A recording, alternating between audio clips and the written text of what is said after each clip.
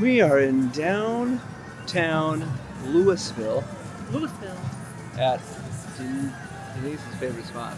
Old Forester.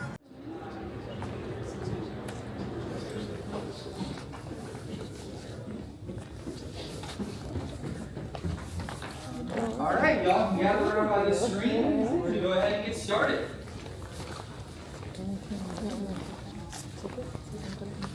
How's everybody doing? Good, awesome. So enter our founder. He was a young businessman by the name of George Garvin Brown. He moved here to Louisville from this small town about an hour from here called Munfordville, Kentucky. And he came here to get into the whiskey industry. That was his big goal.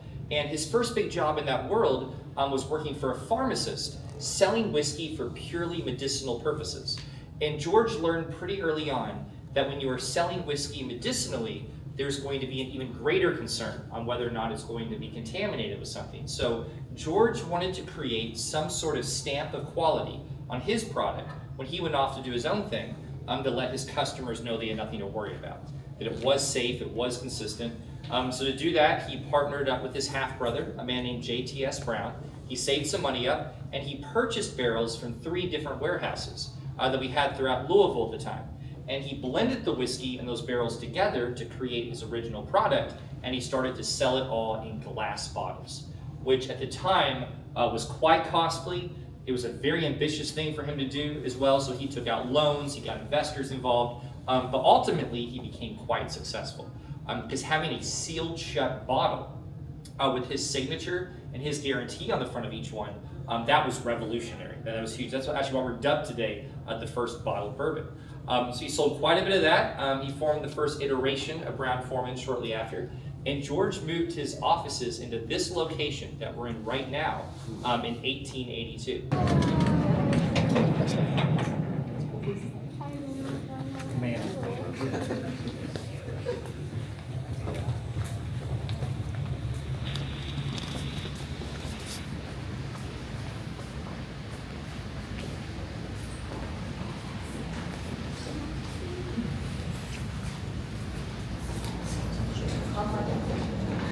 It's a very common question. We get a whole lot, and it's a great question. But what is the difference between bourbon and whiskey? How do you distinguish those two things? And the very simple answer to that is bourbon is a whiskey. It's just a category of it. And it was in 1964 when these 5 rules were legally and officially established. And that was also the ruling that led bourbon to become America's native spirit as well. So that's the first rule of bourbon. It must be made in the United States of America to be called a bourbon. It must be at least 51% corn in the mash bill. Exactly. Never before used Chardonnay containers. There's some proof rules. Those are very specific. Those are basically 3 rules fused into one. So it has to come off the still after distillation and no more than 160 proof, into the Chardonnay container to begin aging and no more than 125 proof, and then into the bottle at the end no less than 80 proof. And no extra flavoring, no additives, no coloring, no flavor. That would be a flavored whiskey and no longer a bourbon when you put stuff like that in there. So what's in this tank here, this is what we call distiller's beer. It's after 5 days of fermentation. These coils that wrap to the bottom, these are cooling coils. They're to pump cold water to maintain the temperature of the yeast.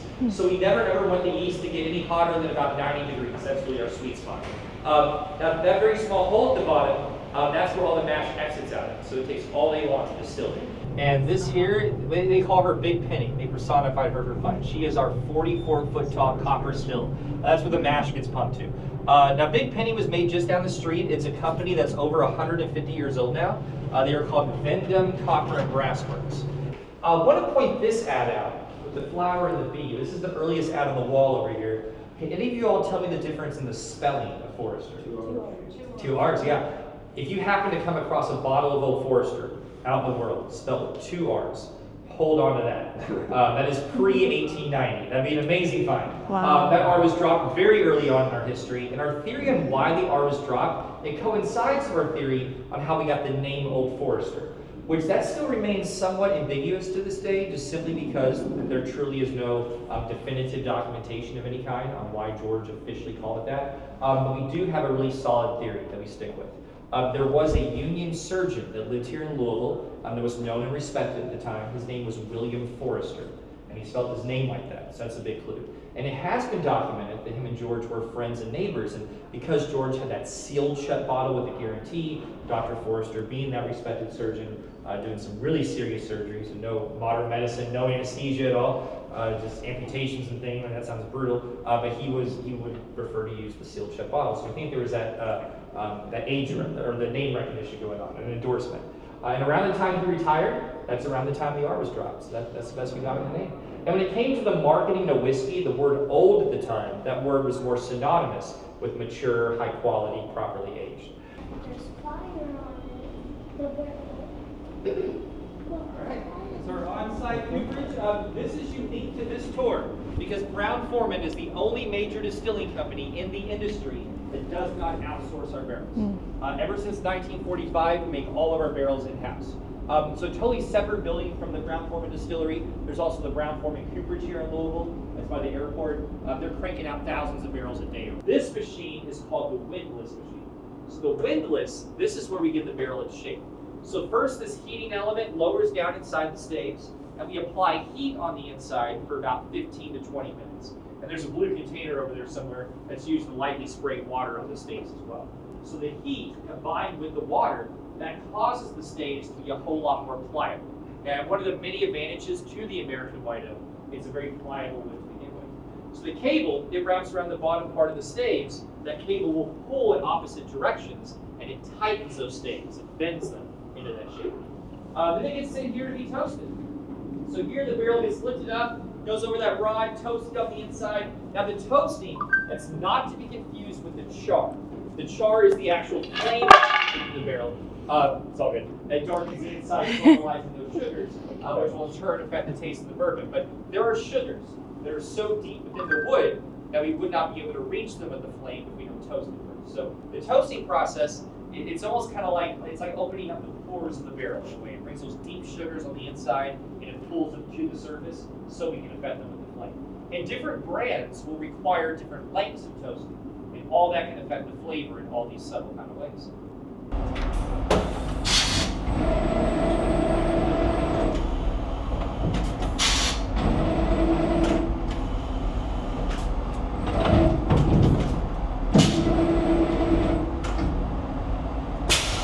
Once this whole process is complete over here, Taylor was going to roll it into this middle section. This is the quality control section.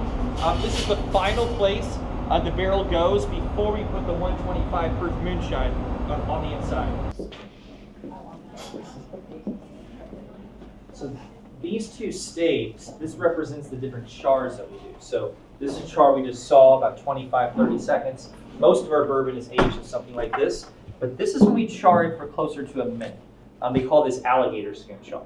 So one of the 4 bourbons we're going to taste at the end is part of what's called the Whiskey Row series. And each one of those is named after a certain year in our history, and we're just telling the story of our brand for each expression. And one of them is called the 1910 Old Fine Whiskey. Are you all familiar with that one? Oh, yeah. Yeah, so that's a double barrel bourbon. So it's aged the normal length of time in that first barrel for about 4 to 6 years, and it's finished in a second barrel for about 6 to 9 months. That is still a bourbon. You can involve multiple barrels in the process. A lot of distilleries these days, they're even finishing their bourbon in like casks that aren't even bourbon casks. And we actually have a series we do that's distillery exclusive. They come in smaller bottles. It's called the 117 series. And that number actually refers to our original address in the old days of Whiskey Row. But each one is kind of like the master distiller's sandbox in a sense to kind of experiment.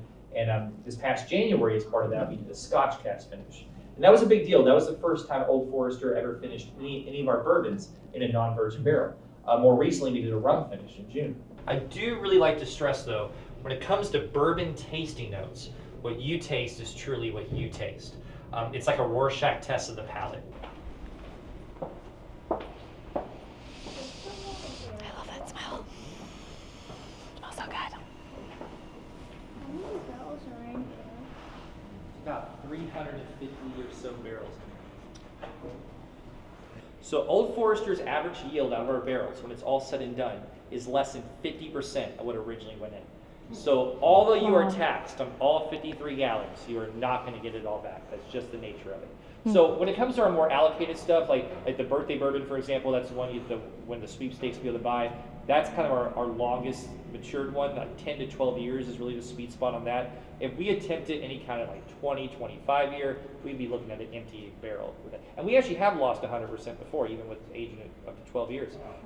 And the barrels that are close to each other, they're going to experience somewhat similar taste because the climate's the same, but they're still all a different random combination of those 13 states with the staves all mixed together. So in order to create that uniformity, to make every bottle, to say, for example, like OFO 86, all taste pretty much the exact same throughout the years. When every individual barrel is unique, that involves batching barrels together.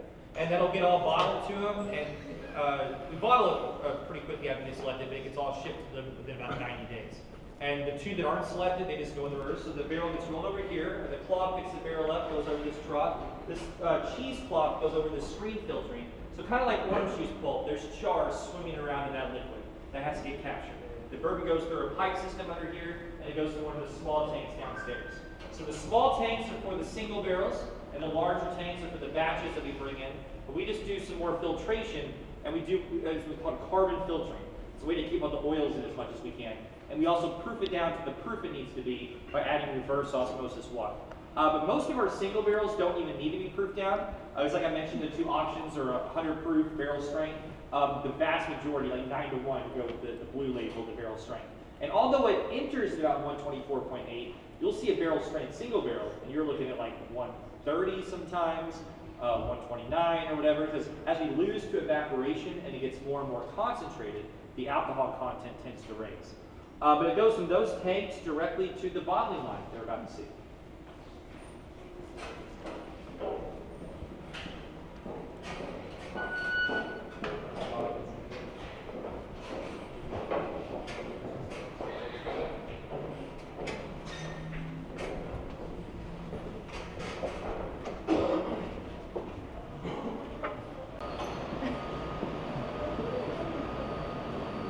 So this is our bottling line.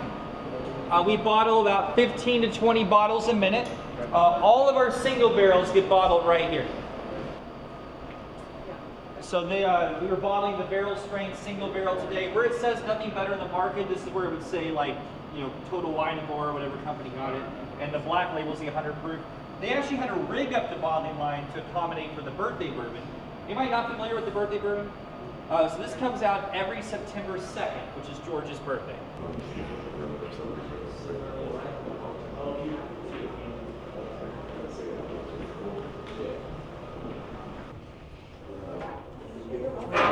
But the tour was amazing. We went around the entire spot. We got to see the Cooperage, That was where cool. they make the barrels. We got I to love see. that they make their own barrels. Yep. So we got cool. to see. I think they're one of the only That's what he was distillers saying. that make their own barrels. Yeah. We also got to see their bottling line, where Old Forester Birthday Bourbon. Can you quiet down? I'm trying to make a video.